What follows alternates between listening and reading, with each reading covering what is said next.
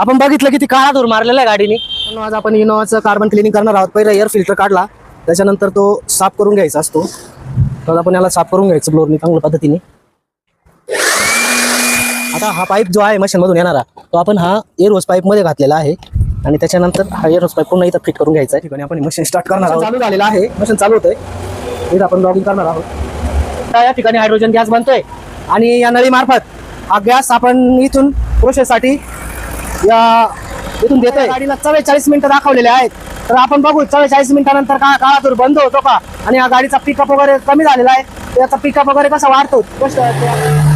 बघा मित्रांनो, आता काळा धूर 100% बंद झालेला आहे पूर्णपणे. झाला पण वगैरे साहेबांची गाडी होती, साहेबांनी दाखवला किती काळा धूर होता. आता प्रोसेस पूर्ण झाली 44 मिनिटाची आणि गाडी फ्री झाली पूर्ण.